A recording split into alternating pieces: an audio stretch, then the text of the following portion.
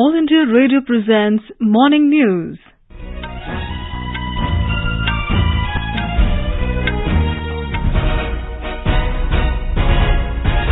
Good morning. I am Saira Mujtaba and with me is Subhadra Ramachandran. The headlines. Prime Minister Narendra Modi meets Saudi Arabia Foreign Affairs Minister Prince Faisal bin Farhan Al Saud. Both leaders review progress on various bilateral initiatives. Environment Minister Bhupendra Yadav calls upon developed countries to fulfill their promise under Paris Agreement to support developing nations. India to resume COVID vaccine exports to COVAX member countries under Vaccine Maitri. COVID-19 vaccination coverage crosses 81 crore mark in the country. Recovery rate stands at 97.68%. EPFO adds around 14.65 lakh net subscribers during July this year. India climbs to 46th spot in Global Innovation Index 2021 rankings. International Monetary Fund puts on hold funds to Afghanistan amid rising uncertainty in the country. And in IPL cricket, Kolkata Knight Riders defeat Royal Challengers Bangalore by 9 wickets.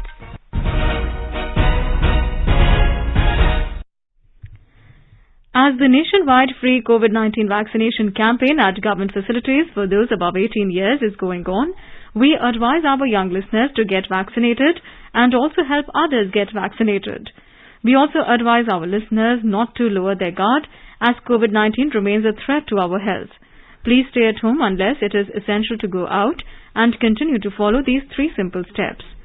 Wear a face mask, maintain 2 gaz ki duri for social distancing, focus on hand and face hygiene. For any COVID-related information and guidance, contact national helpline numbers 011-2397-8046 and 1075. As our nation celebrates the 75th year of independence, a series of events is being organized by the government as part of Azadi Ka Amrit Mahotsav. To commemorate the occasion as a Jan Utsav, All India Radio News brings to its listeners a special quiz on India's freedom movement and its glorious history. The quiz is being conducted every Monday and Tuesday in Morning News and will continue till 15th of August 2022. India Post has joined hands as the logistics partner with All India Radio News for the Amrit Mahotsav quiz. Recalling our yesterday's question, who founded the Swadeshi Steam Navigation Company to compete against the monopoly of British ships? The correct answer is freedom fighter V.O. Chidambaram Pillai. Fondly called as VOC, he started a shipping company, Swadeshi Steam Navigation Company, in 1906 to take on the British monopoly in shipping. This company provided shipping services between Colombo and Tuticorin. AIR News got an overwhelming response from its listeners across the world, and the one lucky winner of the quiz is Mr. Bishwanath Prasad Singh from Shillong in Meghalaya. I am Bishwanath Prasad Singh from Shillong, Meghalaya. First of all, I would like to say that I have been an active listener of All India Radio since my childhood and follow a lot of programs broadcasted on the same. I would like to thank All India Radio for this brilliant initiative that they have come up with. This Azadi Ka Amrit Mahotsav initiative is bringing to light the names of many great souls who have sacrificed their lives to give us freedom that we enjoy today. There have been a lot of freedom fighters from our state of Meghalaya, some of them being Pa Togan Sangma, U Tirot Singh, U Kian Nangba, and it brings me immense pride and pleasure to have been chosen a winner by All India Radio. Thank you so much. Congratulations to Mr. Bishwanath from Team AIR News.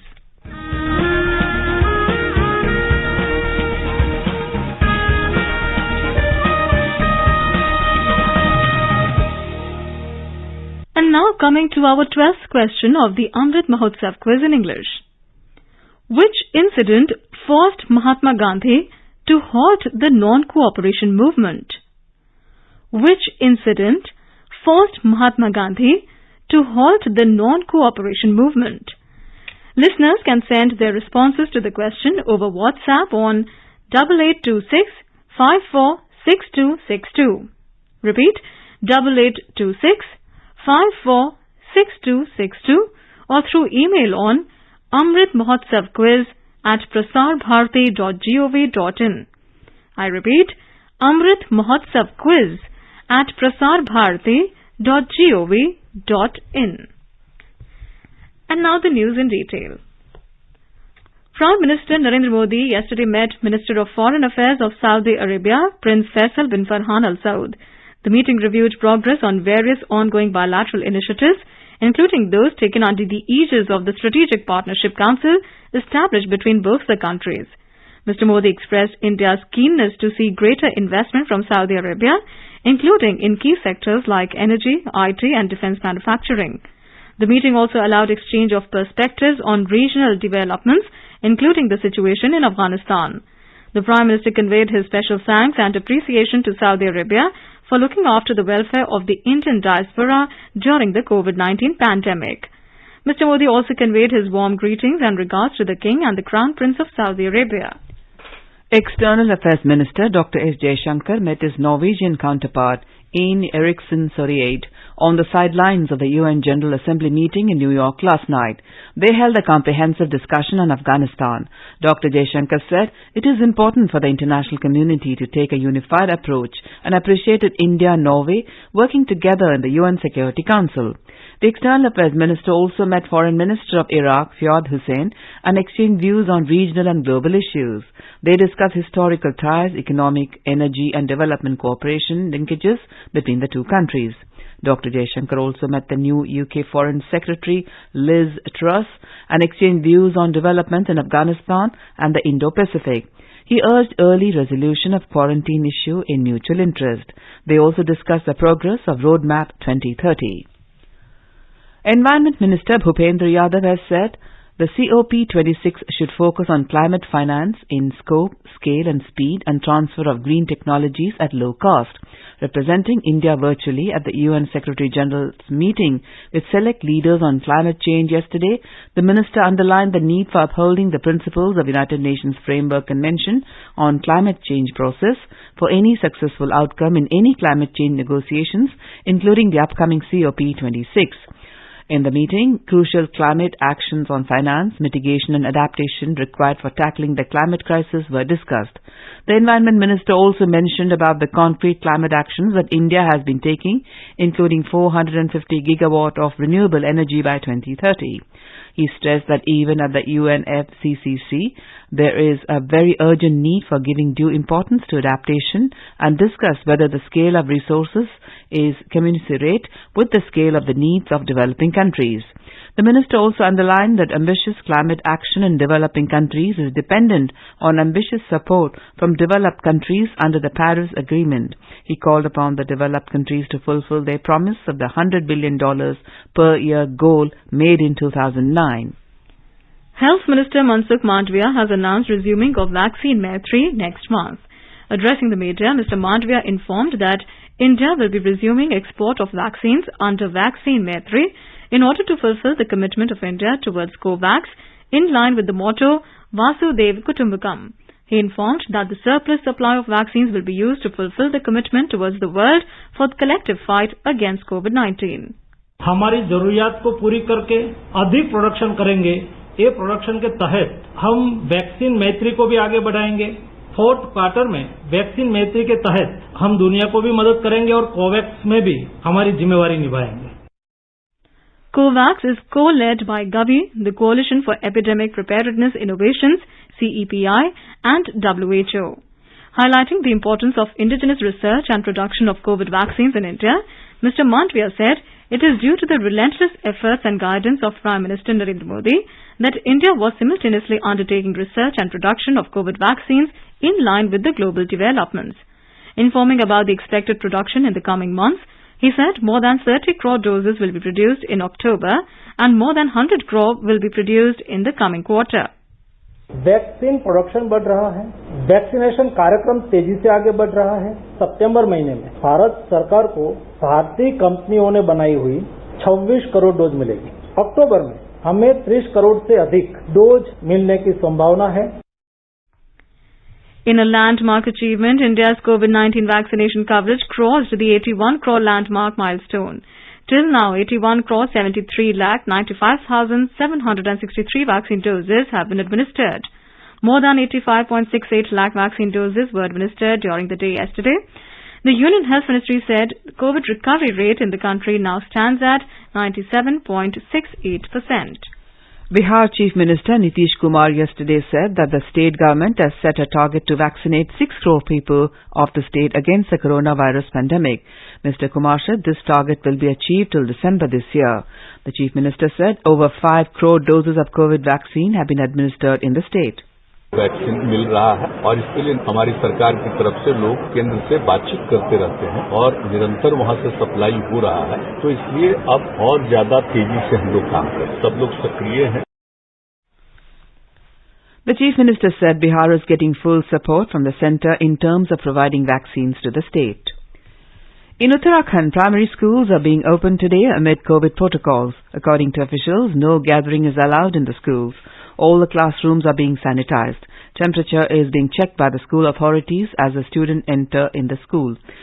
Our correspondent reports that primary schools are being opened after a long gap following closure due to COVID pandemic. The Andaman and Nicobar Islands achieved 100% vaccination of target beneficiaries with the first dose. Under COVID-19 vaccination drive, there was a target to vaccinate 281,603 beneficiaries across the islands. As per the official health bulletin, a total of 281,711 beneficiaries have been vaccinated with the first dose to date. Civil Aviation Minister Jyotiraditya Scindia discussed the progress of ongoing and new civil aviation projects in Ladakh for better air connectivity. In a virtual meeting with Lieutenant Governor R.K. Mathur yesterday, the minister reviewed the ongoing and proposed civil aviation projects. Mr. Scindia informed that the new airport terminal at Leh would be operational by the end of next year. He agreed for the construction of civil enclosure at Thois Airport by Airports Authority of India, if the land is made available. He agreed to explore the possibilities of commercial flight operations with smaller jet planes to Kargil as an interim solution. In Jammu and Kashmir, Union Minister of State for Health and Family Welfare Dr. Bharti Pawar visited a primary health centre in Anantnag district to review various healthcare facilities available in the hospital. The minister also interacted with GMC students and heard their demands and assured quick redressal of the same. On the occasion, Dr. Pawar said that the central government is committed to providing better healthcare facilities to the general public and to fulfill the genuine demands of the youth of Jammu and Kashmir. He stressed for strict adherence to COVID-appropriate behavior and appreciated the teamwork of the health department and COVID warriors in managing COVID patients and ensuring successful vaccination in the Union Territory.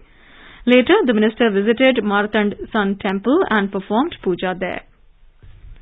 Union Minister of State for Environment, Forest and Climate Change, Ashwini Kumar Choube, has announced the centre's special grant of 20 crore rupees to Nagaland under Compensatory Afforestation Fund Management and Planning Authority, or CAMPA, for rehabilitation and discourage jhum cultivation.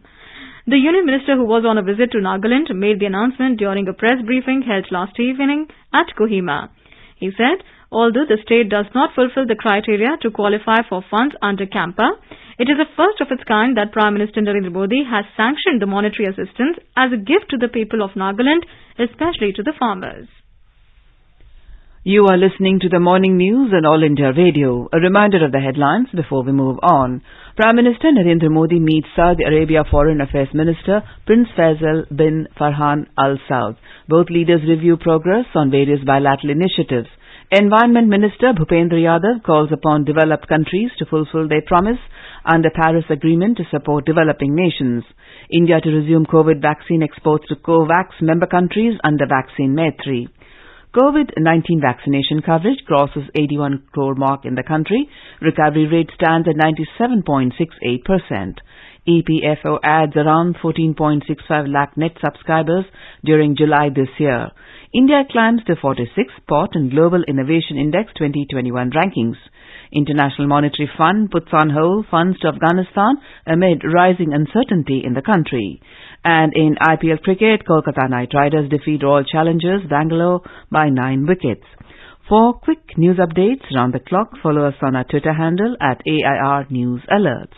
Welcome back. You're listening to the morning news. The Provisional Payroll Data of Employees Provident Fund Organization, EPFO, disclosed that EPFO has added around 14.65 lakh net subscribers during July this year. The data highlights a growing trend in net payroll additions for the last 4 months. For the month of July, the net subscriber addition increased by 31.28% as compared to the previous month of June 2021, when the total additions were 11.16 lakhs. Of the total 14.65 lakh net subscribers, around 9.02 lakh new members have come under the Social Security umbrella of EPFO for the first time. Around 5.63 lakh net subscribers exited but rejoined EPFO by changing jobs within the establishments covered by EPFO. India has climbed 2 spots and has been ranked 46th by the World Intellectual Property Organization in the Global Innovation Index 2021 rankings. India has been on a rising trajectory over the past several years in the Global Innovation Index from a rank of 81 in 2015 to 46 in 2021. Innovation has been at the forefront of the battle against the unprecedented crisis created by the pandemic and will be pivotal in driving the country's resilience and self-reliance, as enshrined in the Prime Minister's clarion call for an Atmanirbhar Bharat. Union Minister of State for Information and Broadcasting, Fisheries, Animal Husbandry and Dairying, Dr. L. Murugan will file his nomination for Baipal in the lone Rajya Sabha seat in Madhya Pradesh today. The BJP on Saturday announced Mr. Murugan's candidature for the Baipal from Madhya Pradesh. The Rajya Sabha poll will be held on 4th of October. The last date for nomination is 22nd of September. As per the official information, MOS Dr. Murugan being arriving today morning. He will also visit Doordarshan Kendra Bhopal and talk to media heads of various wings of ministry. According to the BJP sources, Dr. Murugan is likely to be elected unopposed in the Rajya Sabha Baipol from Madhya Pradesh, as the main opposition Congress has decided not to field its candidate. The vacancy emerged in Madhya Pradesh after the then Union Minister Thawarchand Gehlot resigned following his appointment as the Governor of Karnataka in July this year. Out of the 11 Rajya Sabha seats in the state, the BJP currently has 7 and the Congress has 3. Sanjeev Sharma, AIR News, Bhopal. Congress party has given candidature to former MP Rajni Patil for the ensuing by-election to the Rajya Sabha from Maharashtra. The by-poll was necessitated following the untimely demise of the party MP Rajiv Satar due to COVID-19.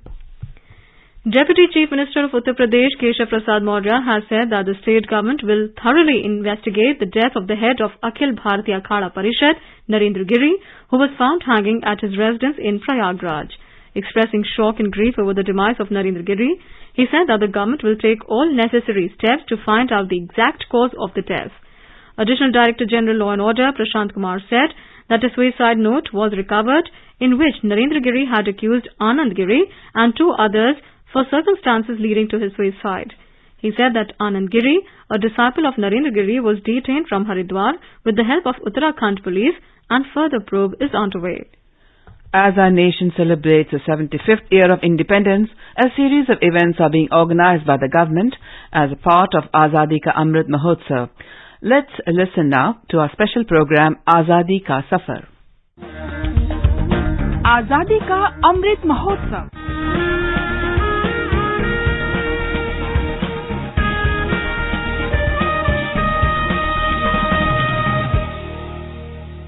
Azadi Ka Safar with AIR News.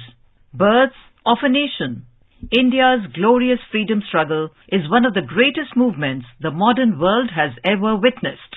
AIR News brings you a glimpse of the struggle every day.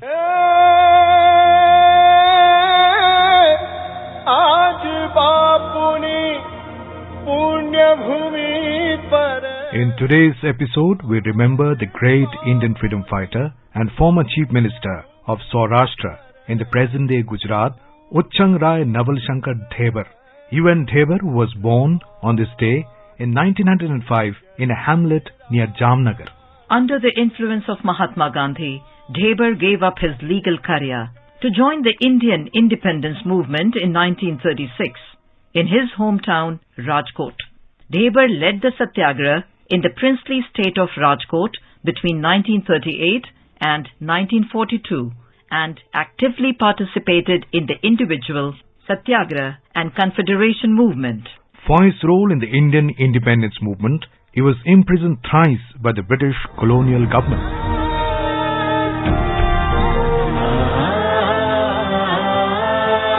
Most of the princely rulers engaged in the policy of high taxation imposing a heavy economic burden on the populace while ignoring the interest of the people. The British provided them immunity from domestic and external aggression, and in return, the princely rulers used to support the British imperialistic policies, thereby acting against the development of nationalist sentiments. With nationalistic movement rising in India and many revolutionaries fleeing British authority and coming to the princely states in the first and second decades of the 20th century, pro-independence movement also gained ground in the princely states. Debar emerged as one of the most prominent freedom movement leaders in the princely state of Rajkot.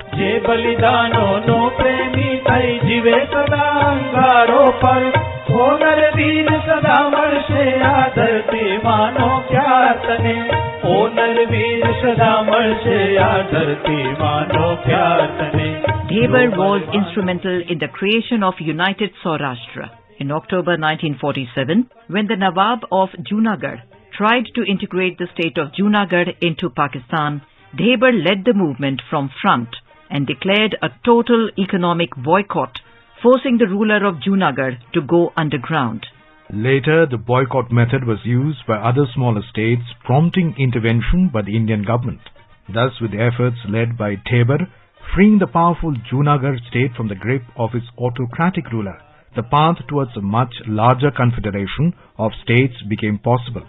Saurashtra, comprising of total of 202 princely and administrative states, was formed as a state in the Union of India on 15 February 1948, and Debar was appointed as state's first chief minister on the same day. Talking exclusively to All India Radio, noted Gandhian Anamik Shah shared his thoughts about the heroic struggle led by UN Debar.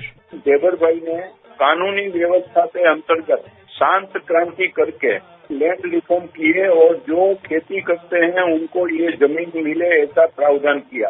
तो उन्होंने जिनके पास खेती की जमीन है उनके लिए land mortgage bank बनवाया और ये सौराष्ट्र लैंड मॉर्गेज बैंक आज भी चल रही है और बैंक ने जो कृषि लोगों को कर्ज लेना था उनको बैंक से मिलता था जमीन के सामने ऊंचे ब्याज पे बोरो करने की जरूरत नहीं पड़ती थी। In 1973, he was awarded India's second highest civilian honor, the Padma Vibhushan Award. We salute the undying spirit of love and sacrifice of this great freedom fighter.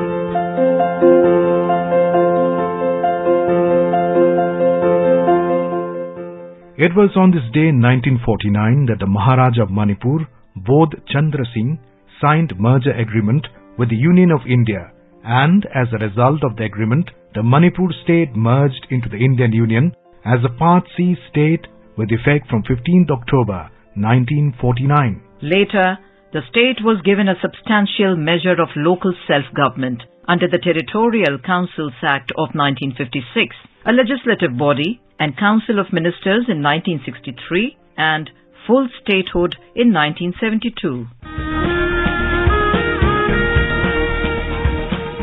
That brings us to the end of this episode of Azadi Ka Safar with AIR News. See you in the next episode tomorrow.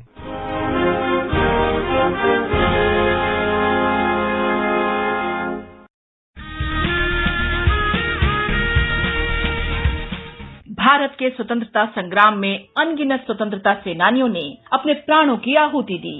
कुछ इतिहास में अमर हो गए और कई गुमनाम।